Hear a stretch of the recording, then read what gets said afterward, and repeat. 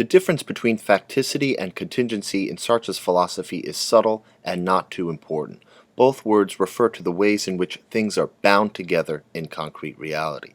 Contingency refers more generally to the interrelations of things in the world, while facticity is used more specifically in reference to the facts of your existence in relation to things in the world. In other words, facticity tends to be used by Sartre to be more personalized. Heidegger describes facticity as the way in which we are thrown into the world, and this is how Sartre uses the term as well. The fact that we live in the 21st century in a particular region with its particular customs, all of which we inherit without choosing, this is our facticity. These are the facts that surround us and place us in the world. My freedom did not determine my ethnicity, where I was born, the parents I was born to. These details of one's life constitute facticity. You could also say that these are all contingent relations of a for itself to the in itself. When Sartre refers to facticity, he is referring to the detailed elements of one's life that are not determined by the free, transcendent being. They are not determined by the for itself. For example, if I see a chair, it is necessary that I see the chair in the room, over there to the left, facing a desk. These are the contingent details of the chair. There is a necessity here in that one cannot perceive the chair isolated from a larger situation. The chair does not have a facticity the way for itself does, but it has contingency. Now, the word contingent provides Sartre and the translator Hazel Barnes with an adjective that can communicate the same concept of facticity, while facticity is restricted in its use as a noun. So I imagine that as a potential source of how the terms got blurred together. I'm not sure how those words were translated from French by Hazel Barnes, and if anyone has insight into that, I would be interested to know. Either way, this is not as important as understanding what their meanings have in common. They both refer to the condition of being bound up in the world, as I've said, the ways in which things are integrated into concrete reality. Our past is our facticity as well. The situations that the for itself once transcended in the present dissolve into events that occurred in the past. The spontaneity of our consciousness and our freedom becomes locked away and layers onto the original circumstances of our existence. This brings us to the facticity of the body.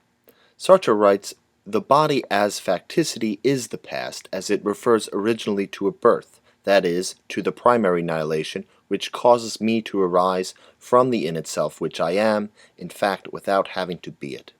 Simply put, you do not choose the body you are born into.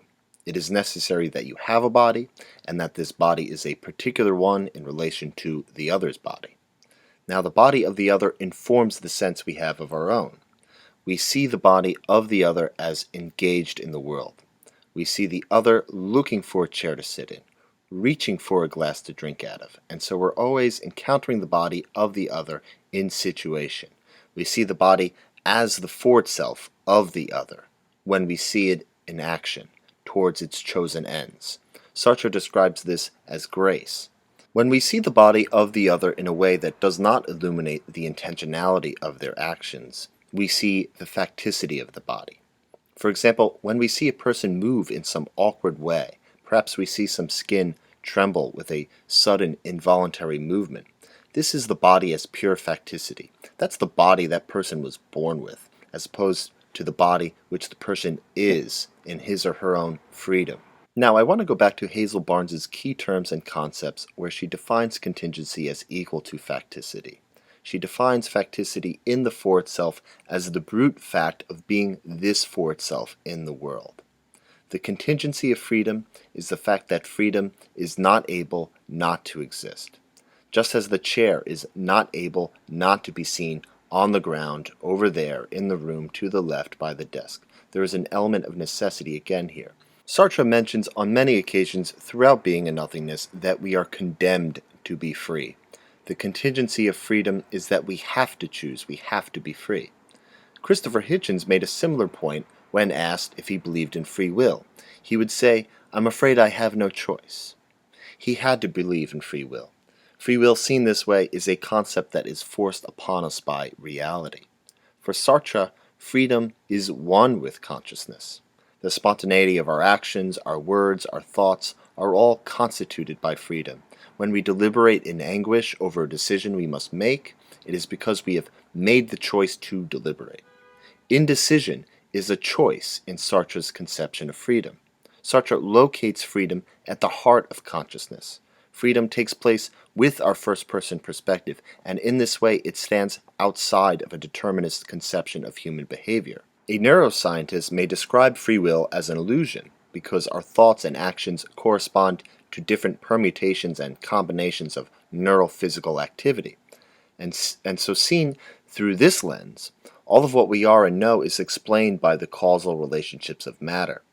And yet this is besides the point, because you are the neurophysical activity that corresponds to your actions. You are the physical material from which causality sets in motion.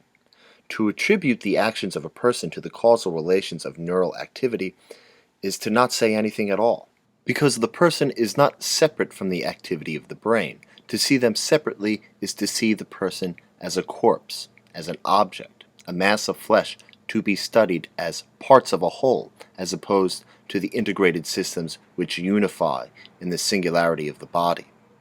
That's all for this video. If you're reading Being and Nothingness and you found this helpful, please like this video and subscribe to my channel. Thank you for watching, and I'll see you next time.